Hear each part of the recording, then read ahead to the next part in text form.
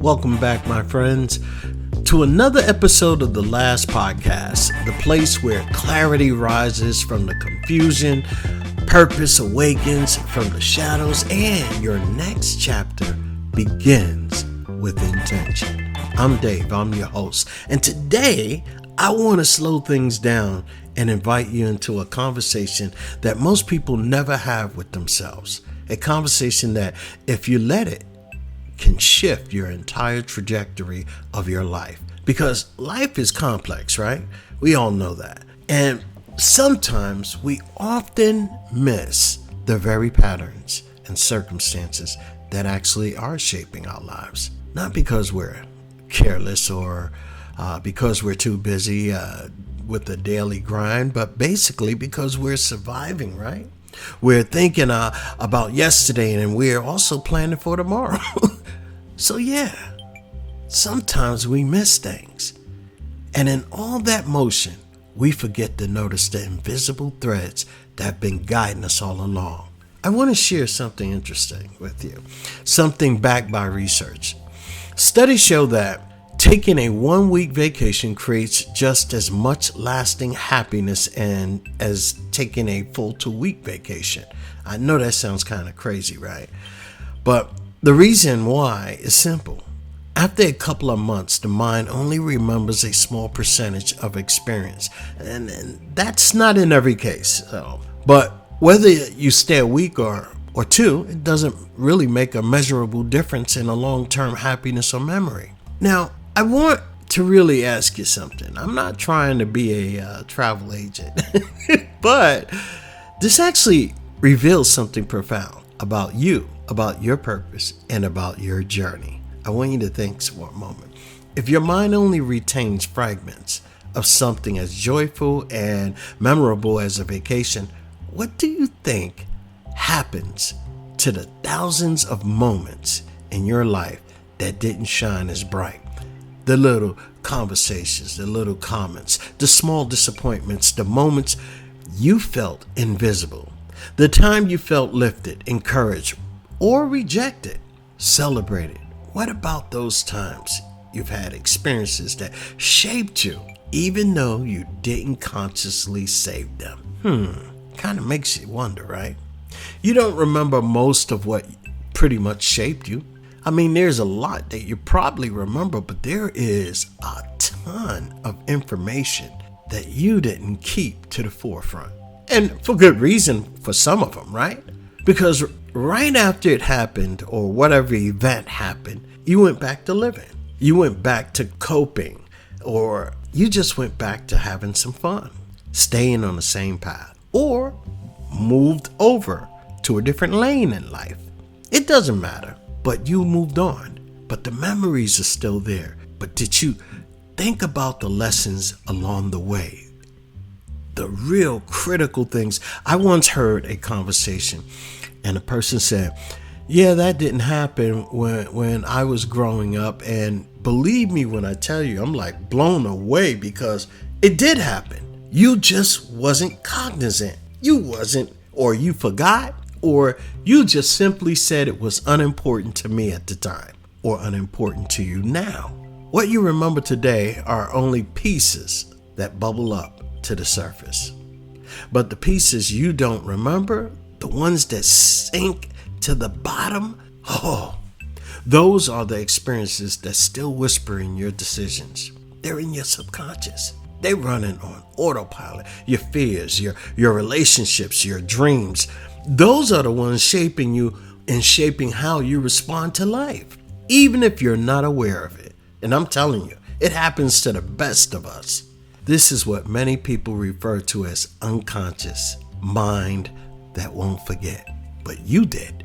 You see, it's a difference. I can understand if you had an event in your life that was less than pleasant, or let's just say a tragedy, and you really wanted to, or your mind protects you, I would say it that way, and try to bury it, put it in a box where you won't really access it. But guess what? What you're really accessing, you're accessing what you feel about that event that happened. It's still shaping you. whether you wanted to or not, whether you believe that you forgot about it, but it's still shaping you. You're still making decisions based on those experiences. And those experiences are still whispering those decisions. Believe me when I tell you. But, that's something else thing. Where do you get the power to remember those things? And I'm just going to interject here, stop right here for a moment, because I want to really impress upon you how critical, how important, and how powerful writing your day down. I mean, you can condense your day by writing down a lot of things. Like, for instance, let's say you had 8 hours in your day, and if you summarized those 8 hours, and then you put it down in your journal, and you keep a lot of the important parts, how you felt, what happened, and what you did, how you react to a certain situation, or what have you. If you want to understand who you are, if you want to understand why you think the way you think, or why these quiet patterns in your life have you do certain things that you still do, that you did back then, even when you were a kid. One of the most transformative tools you can use is, like I said, is like a timeline journal. Hey, I was talking to somebody, and believe it or not, I have a journal, that is over 35 years old. Can you believe that? That journal is like, and when I go back in time, because that's what I'm doing, I look at that journal and I go back in time, and you can definitely see certain patterns. But guess what? If you didn't do that, it'd take you a little longer to notice whether these patterns are popping up or not. You wouldn't even know what patterns you have. That's why it's so critical to write stuff down. Put your life on a timeline. Yeah, why not? Put your life on a timeline. Not just in your mind, write about it. List the years, mark the moments. Look at your life as if it was a motion picture movie. Because when you step back and you think about and you reflect, you're no longer the character inside the scene. You become an observer, and you get a chance to look at the entire story from the outside looking in. And when you step into the role, clarity rises. Let me tell you, when you are in that role where you're on the outside looking in, you can start seeing certain patterns about your life. And guess what? It will help you create clarity that you otherwise wouldn't be able to have. You see, you begin to see certain connections you missed before. You begin to say, wow, that event led to this event, which pushed me toward that opportunity. It doesn't always have to be a bad thing. It could be great opportunities that along the line, but how you would think, the universe is doing this for me. But you got to be able to connect the dots. You got to be able to at least see what's happening. You begin to realize that life has been nudging you, sometimes gently, sometimes painfully, towards something intentional. Let me ask you something. Have you ever watched a movie and halfway through it, you can already predict what was coming next? Not because you're a psychic, but because you saw the pattern. You recognized the setup. You understood what the story was all about. So just by recognizing those patterns from watching a movie, imagine if you watch the movie of your life. You can almost figure out what can happen. I'm not saying you'll be able to predict the future, so don't get me wrong. And now I'll put it in this way. Imagine this. Imagine a person who goes out and rob one person. Then he goes and rob a store. Now you see the pattern. He's robbing. You already know where he's going to end up. Only two places, either jail or the graveyard. When we look back at our lives, we'll be able to see certain patterns. If you start dictating or writing down everything that you do in a day, and it doesn't, like I say, you can summarize it, but you'll get the picture, right? You'll start seeing patterns about yourselves that otherwise you were blinded to. Now, if you zoom out far enough, if you study the plot, if you observe the moments that shape you, you might begin to decipher where it's been leading you all along. That's what I'm telling you. But here's something important, and I like to say this with love. When you start reflecting on your life and imagining the future, if your first thoughts are negative, if your first images are limiting, if your first vision is something small or fear-based, that's not your destiny talking. That's your past talking. And the old programming is trying to stay in power. Unquestioned beliefs, right? That's the old programming. Experiences you forgot but still live inside you. And it wants to remain in power. Just like the presidency, right? You got your president who goes in there for 2 years and then he gets to stay in there another 2 years if he wins. But you got some people who don't want to ever leave power. And you got to think of your limiting beliefs. It's just like that. Your brain is geared to protect you. So when you're starting to say, let me look at my patterns and let me start making some changes, now your brain is starting to say, whoa. What do you think what do you think you're doing? We were good. No, your brain wants to stay with the status quo. But the good news is you can choose to evolve. You can choose to create new memories, new habits, new positive habits. And you can choose to release the old negative conditioning and patterns and limiting beliefs that ruled your life up until now. It's time that we evict them. Let me tell you what I've learned when I work with a few people and just by talking to them. When you truly take time to explore your timeline, not just what happened, but what it meant, how you felt, and the emotions you had about it, how it shaped you, what it taught you.